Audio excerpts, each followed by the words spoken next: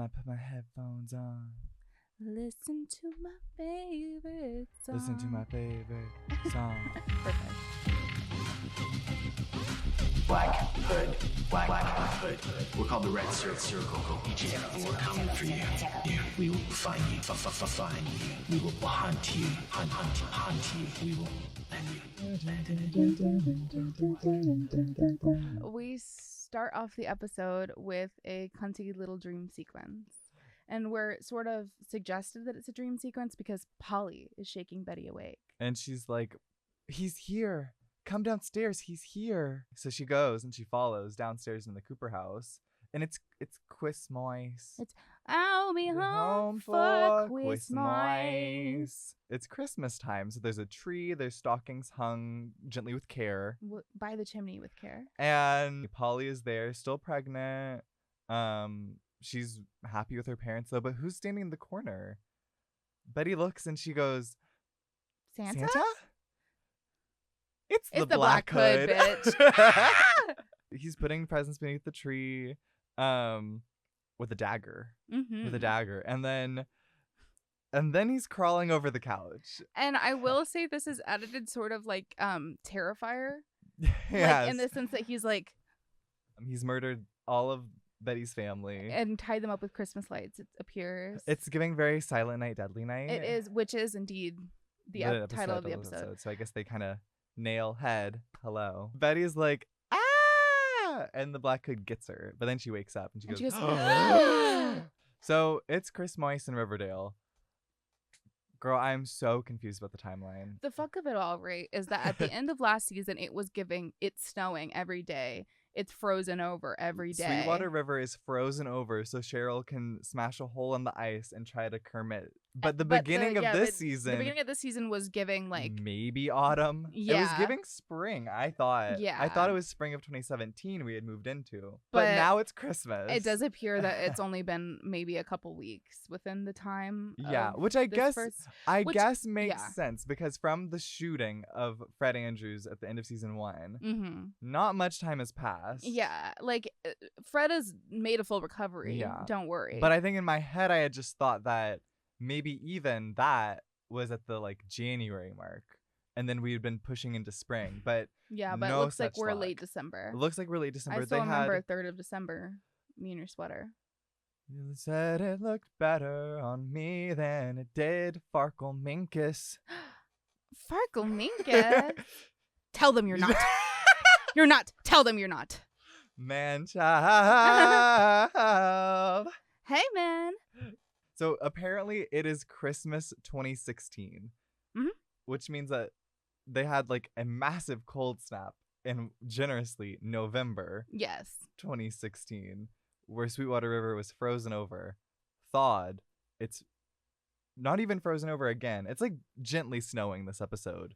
Gently CGI snowing this episode. Girl, gently somebody's shaving some potatoes. It looks really bad. Dark days. We didn't have a Thanksgiving or Halloween episode. Yeah, but we did have a Juggy birthday, which I looked up and is on October 2nd.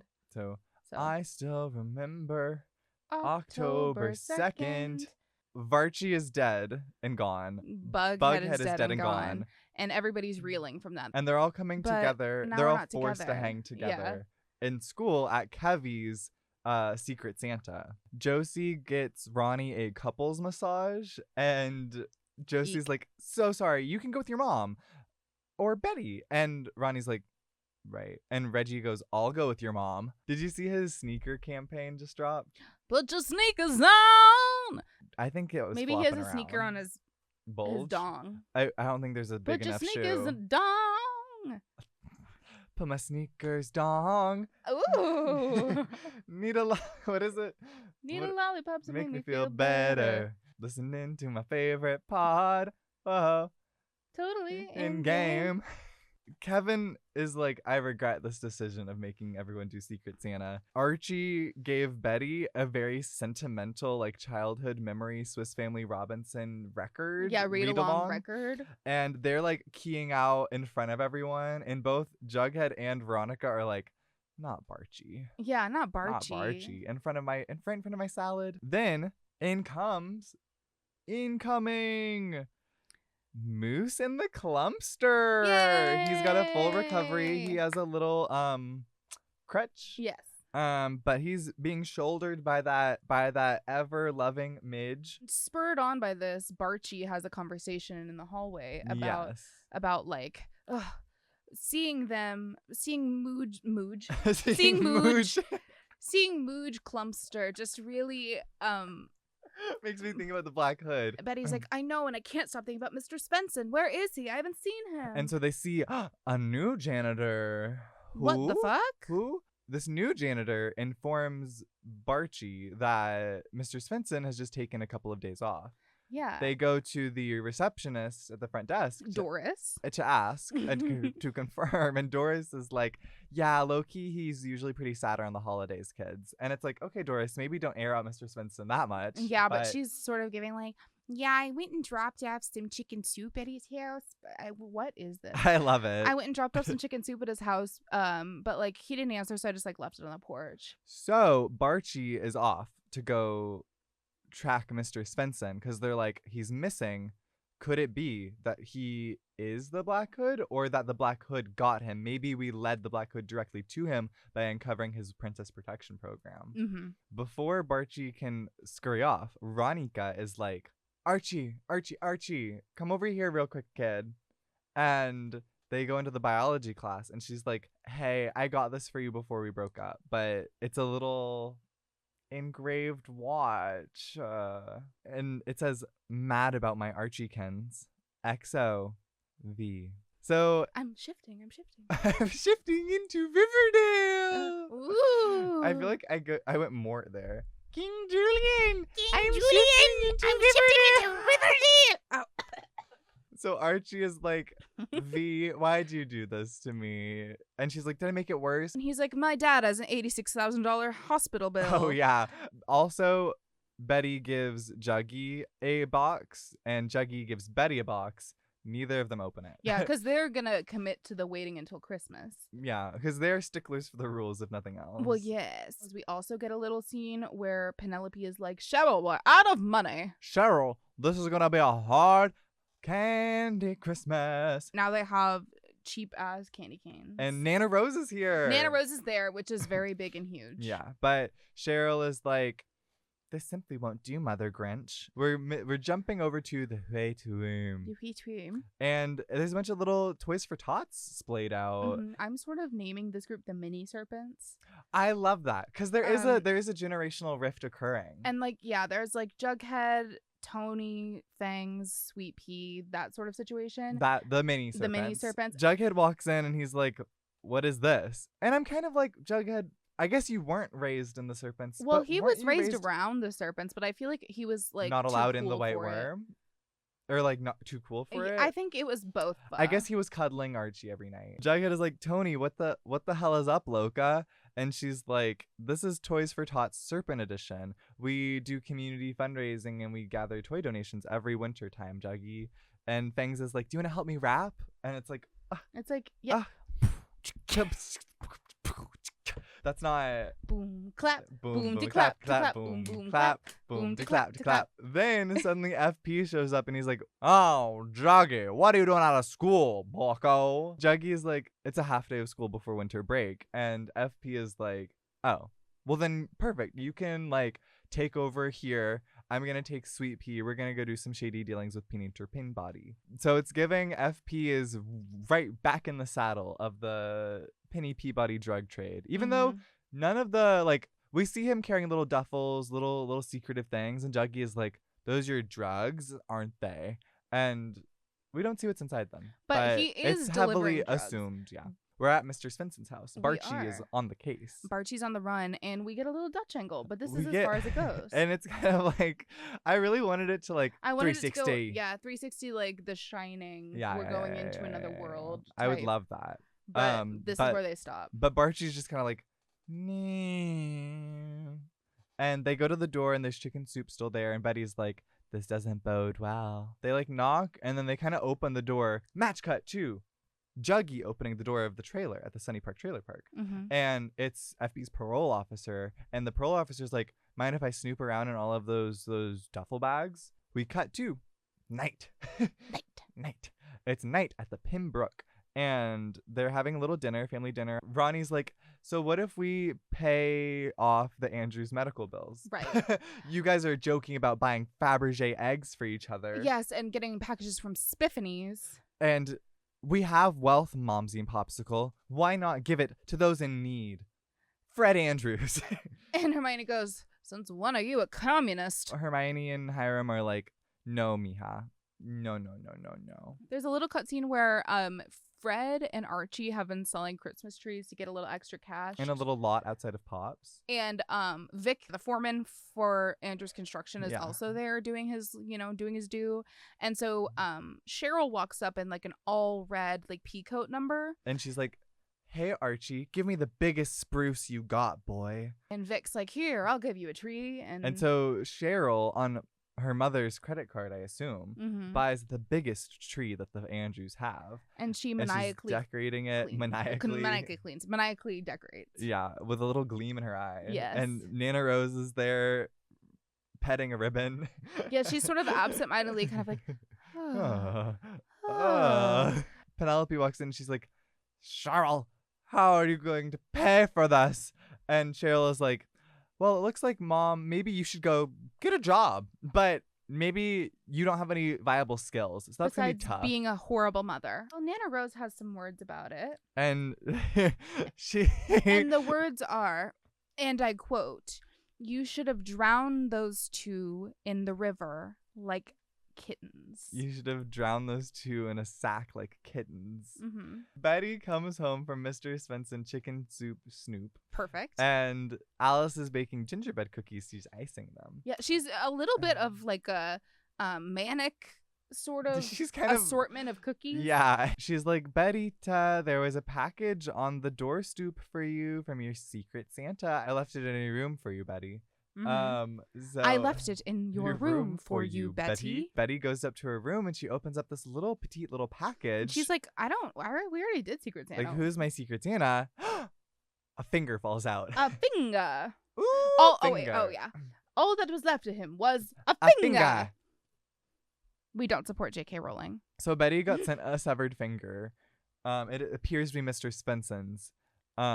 She calls Archie over. And they're like, oh my God, a finger, ah. And then Betty gets a little call from the Black Hood. No lollipop ringtone? No. The Black Hood is like, this is Mr. Svenson's finger. Mr. Svenson's on the phone. He's like, Betty, help me, please.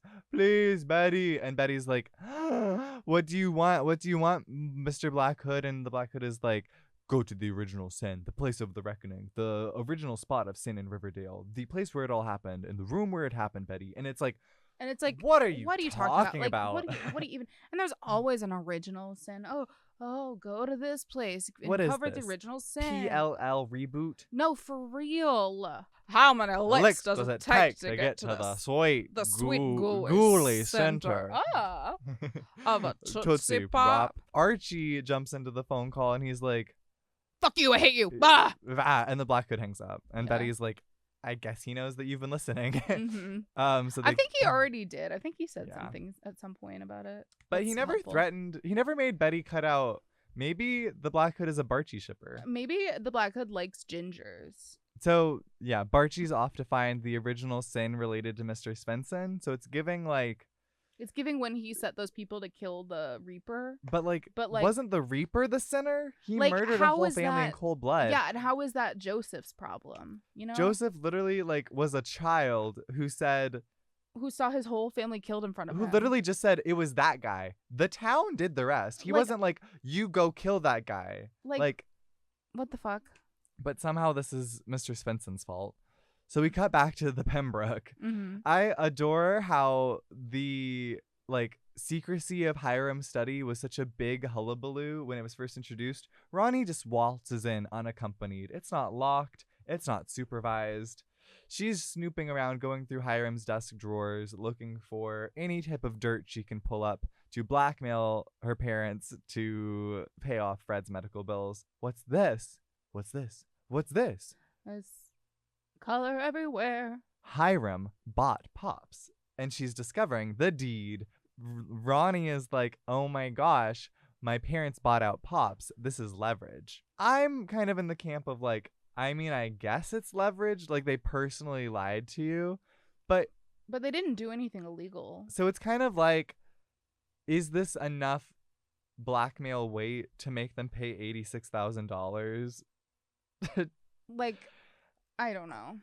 We'll see. After this, Ronnie is like, well, all bets are off. I was going to listen to my parents about the charge, but now I'm going to pay for Fred's $86,000 medical bill through my mother, Hermione's credit card. The American Access card at that. The Black American Access card. The people on the bank phone are like, what's the name of the account? And she goes, Hermione Apollonia Lodge.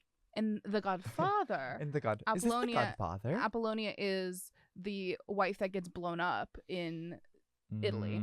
Also, we get a lot of middle names because we also previously got Cheryl's middle name, which is Cheryl Marjorie Blossom. Which is crazy. Loving that. We cut to a little meeting of the mini serpents where Jughead is like, guys, do you like being drug runners? All the little mini serpents are like rallying together. They're like, we are going to take down Penny Peabody. We're not going to stand for this. And they're kind of rallying behind Jughead. They are. That it's sort of giving mob, but you know what? They're already in a gang. So.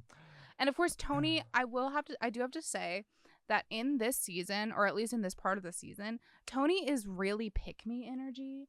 And I hate to say that, but it's like every time Jughead says something, she's like, so who's with Jughead?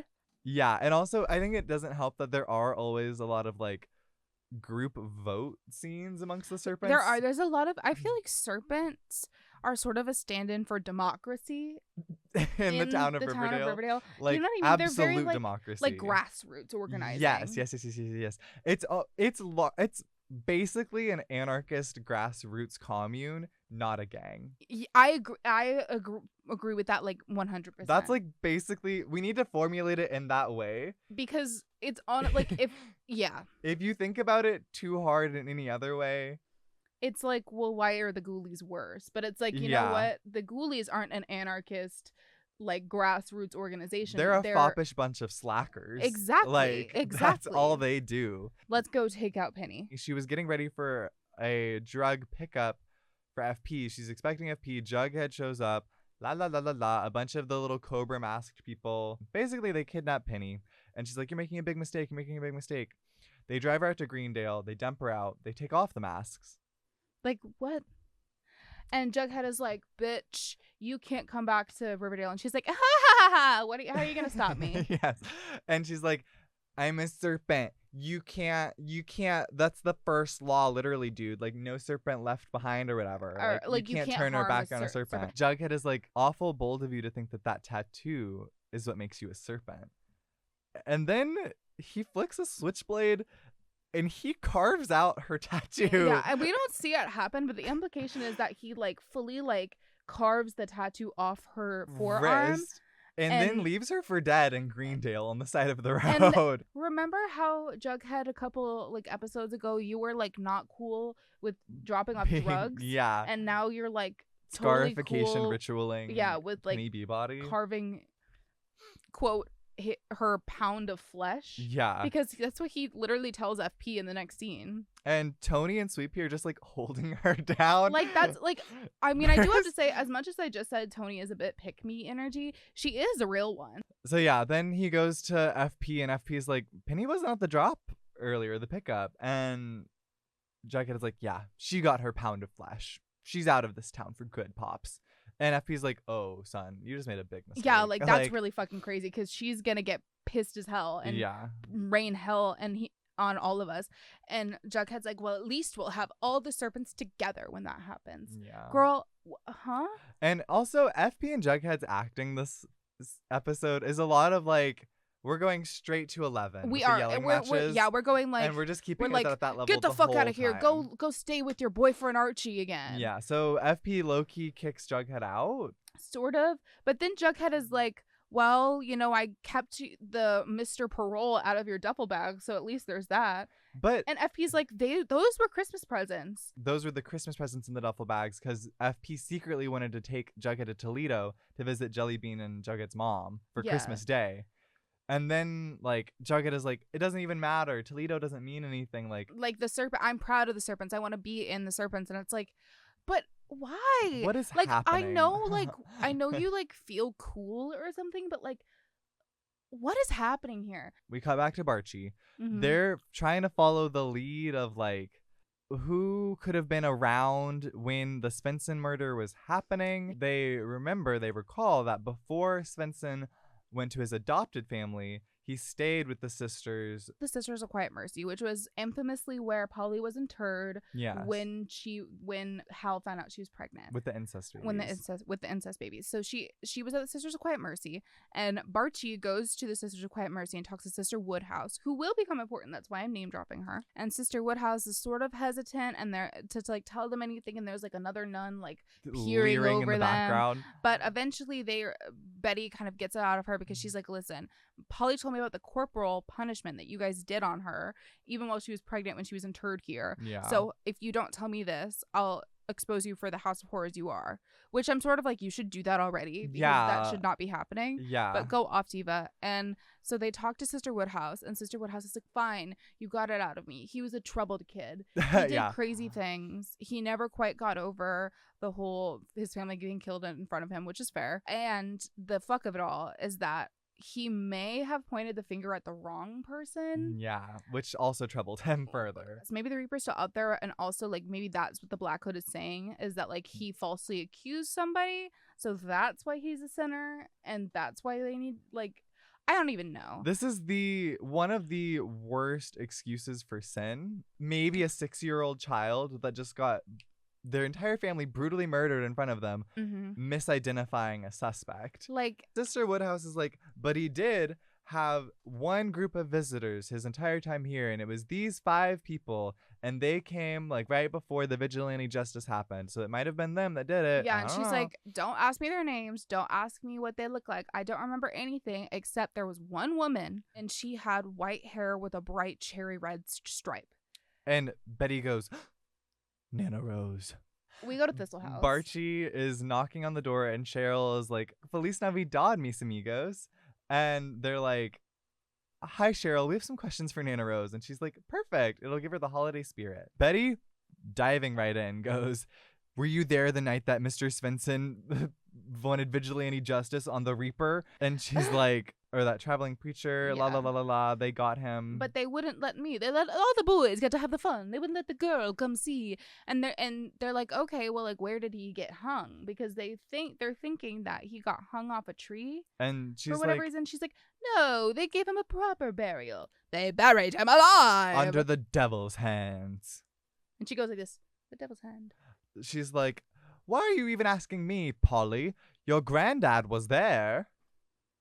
And so, it's like, Grandpappy Cooper was part of the Vigilante Justice Squad. So, yeah. So then they get in the car, and Betty's freaking it. And she's like, Archie, my grandpa may have been a murderer. He might have murdered the wrong person in cold blood, which is like somehow even crazier. Like, I can't believe that we just learned all of this. And now the Black Hood's probably going to kill Mr. Svensson because of this crazy drama that happened like 30 years ago. Yeah, and like, what does that mean for me? Like, maybe the Black Hood's coming after me because I'm bad, just like my great grandpa, and just like my grandpa. He's punishing my entire family. That's why he's trying to kill Polly. La la la la la. And Archie is like, Betty, we've got this.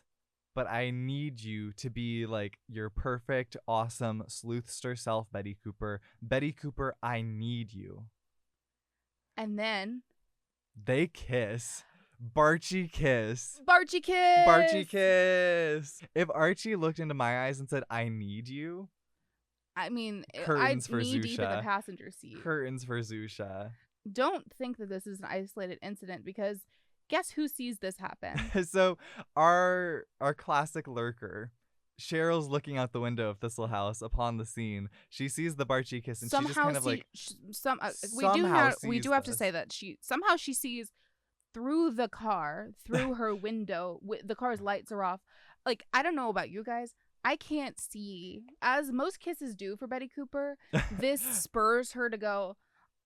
First off, second off, I remembered that I think I've seen the picture that Nana Rose was talking about of all of them standing outside of the upturned grave of the Reaper, outside of the Devil's Hand. So they're off sleuthing at Betty's house. They find this picture, old-timey. It's the same exact one that we saw Mr. Svensson looking at last episode, where it's like a bunch of guys with shovels underneath like a willowy tree, the Devil's Hands. Yes. And there's like a freshly dug grave. And Archie's like, a grave! That's in Pickens Park. How do they know that? They're off to Pickens Park. And when they come to the Devil's Hands tree, what's there? It's not Mr. Svensson. Or is it? They come to a freshly dug grave with a wooden headstone that reads, "Here lies Joseph Conway, sinner." And I do have to say, I'm going to make a quick note, and this is giving me... they should probably check, because there aren't that many people in Riverdale, right? They should check to see who has a router like that can make that shape. I don't think they check receipts of their local businesses enough. And there's 2 shovels planted in the grave, and the implication is that the Black Hood has buried Mr. Svensson alive, just much in the same way that the Reaper was. The falsely accused Reaper was. So Archie and Betty are like, we gotta dig so that Svensson doesn't die. So there's their dig a tunnel, dig a tunnel. They come across a wooden box. What's in the box? It's a casket. They flip open the lid. Empty casket. And it's like, what? Archie even says, why would the Black Hood bury an empty casket? Yeah. And Betty's like, unless it was a trap. The Black Hood. The Black Hood has a gun trained on Betty's head. And this is... Barchie is in tumultuous waters. They're trauma bonding for sure. Yeah. He's like, Archie, get in the box. Betty, bury him alive. She does. She closes it and starts burying him. And she's like talking to the Black Hood as she's like, doing no, maybe she's do trying this. to like, I think she's being very smart because she's trying to draw out the burying process. She's doing like little shovelfuls and they're kind of hitting Archie in the face, and it's kind of like, oh my diva, that's spooky. Betty is like, Black Hood, why are you doing this? Why are you making me, we know what Svensson did. We know that he's the sinner. We've come to like make things right, but Archie doesn't have to die for this. Like literally, what does he have to do with anything? Like, and it's at that moment where we hear Barchie called the cops. The Black Hood is like pauses for a second. The coppers. And Betty takes her shot. She goes whack with the shovel, hits him right in the head. Now, if I was Betty, maybe I'd get 2 good hits in. Yeah, and also if I was the Black Hood, I wouldn't be made out of fucking steel. Yeah. Because if you get hit in the face with a shovel, you're not getting right back up. But he gets right back up and he goes starts running. But the Black Hood did drop his gun. He did drop his gun. So Archie yoinks the gun. Him and Betty chasing after the Black Hood. Archie's a D1 athlete. Oh, he is outrunning Betty at paces that I can't even imagine. So they get over the bridge. They're running across the bridge, and Archie points the gun at the Black Hood. The Black Hood is kind of going over the side of the bridge, thinking about jumping into the river. And Archie's like, stop it. Stop right now. I will shoot. I will shoot you. And then we hear a gunshot, and Mason and I are conflicted on this one. We have differing viewpoints. We're up close on Archie. We hear a gunshot. We cut to Sheriff Keller. We cut to the Black Hood falling off the side of the bridge with a bullet hole in his back. So in my head, I think what happened is that Sheriff Keller shot, that Archie was fully going to shoot. But then Sheriff Keller did. But Sheriff Keller shot the Black Hood. I interpreted it as Archie fully murdered the Black Hood. So the Black Hood's down for the count on the ground. And Sheriff Keller pops up and he's like, Archie, give me the gun. Archie, give me the gun first. And then Betty's like, well, who is it? Who is it? Yeah. So Sheriff Keller pulls back the mask. It's Mr. Svensson. So we go to Pops. And the Core 4 are reeling. They're reeling. They're kind of explaining what happened. And Ron sans the kiss, of course. Sans the kiss, of course. And they're like, maybe he had like not survivor's guilt, but some sort of like twisted pathology of like, I made a terrible sin when I falsely identified the Reaper, so now I'm going to take it out on the town that did the vigilante justice that I didn't ask for by attacking other sinners. That's going to be my forgiveness. I don't. And Ronnie goes, that makes sense. And Jughead goes, guys, this is starting to sound like the end of Psycho. And it is. And it is. Because I don't think Mr. Svensson is a good Black Hood candidate at all. Yeah. Like, it's kind of giving like, is this a red herring? Communism was just a red herring. Yeah. It's Christmas morning. It's Christmas morning, and now it's Cheryl's turn to go, Santa? She thinks that she saved Christmas, right? Mm-hmm. And she sees, like, she hears, like, a jolly little man in her living room, and she's like, Santa? Penelope pops up, lipstick smudged, half of her lipstick smudged on. Vic. And she has been giving, I think the implication is she was giving Vic a blowy. Yeah. But I think because he's got lipstick on his mouth, maybe they were just kissing. But anyways. The implication is that Penelope has become a mistress of the night. Yes. Or the early morning of Christmas in her living room. Penelope as a sex worker, canon. Like deep-rooted canon. And then we're flitting around to every other house on Christmas morning. We're doing like a gift opening montage. And Juggy is, I guess, fine with FP now. Yeah, who knows? But they're opening Christmas presents together, and Juggy opens Betty's, and it's a typewriter. But like a good typewriter. Like a typewriter that all the writers use. And FP's like, you should go stop by later and say thank you. And Juggy's like, I'll probably call or text her. And it's like, perfect. Betty opens Jughead's gift. A signed first edition for my beloved. Thanks for introducing me to your favorite writer. Love, Jug. So Jughead got Betty a copy of Beloved by Toni Morrison. And here's the thing. This would be, and it is sweet, but you calling Betty his beloved. This book is about slavery. This book is about infanticide. Yes, to save your family from slavery. Betty seems to be pleased. Betty is pleased. So then we get to the Pembroke, where Archie has dropped off a little heart locket for Veronica as thanks for his Archiekins watch, and it has a little headshot of both of them in the heart. Ronnie pressured and blackmailed her parents. They were like, "Fine, mija, you charged our Black American Express card $86,000. We might as well just go ahead and like tell you the entire family business." So they do off screen in the study. And we don't really get any context of what the big secret is, other than that Ronnie has 2 ground rules. That she won't do anything illegal, and that $86,000 bailout, that stays. And they're like, okay. So it's giving Ronnie is now in the inner circle, more than she was when she was already in the inner circle. So here we are. But now she's like, okay, Archie's being really, really nice, giving me this. Maybe we can mend some things. Maybe I'm feeling some different ways. Maybe I'm kind of thinking more about him saying I love you last episode. So she goes over to the Andrews house. Yeah, Ronnie meets Archie outside and she goes, look up. She hung some mistletoe. And she's like, guess we have to kiss. And Archie kind of kisses back. And whoa, that's crazy. But Ronnie is like, I love you. And then they kiss again. And then they kiss again. And then it starts snowing. And then it starts fuck-ass snowing. It starts the potato snowing, snowing, as you said. Then we hear a flashbulb camera go off. And it looks like Varchie's about to get sniped. It does. They've got the crosshairs. Varchie is being stalked. We get some Juggy narration to lead us out. Of course. And he's like, la la la, the Black Hood is dead. Betty Cooper in front of the fire, trying to burn away all of her memories of the Black Hood and the sins and the la la la la la. And just as Betty goes to throw the Black Hood mask that she got in the Reaper house into the fire, she goes to throw the Black Hood into the fire. She catches it just as it starts to singe. And she looks deep into that fire, and Jughead goes, she liked what she saw. Dark Betty may have more than sadossexual implications. Dark Betty may have some sort of criminal, pathological, like psychiatric thing going on.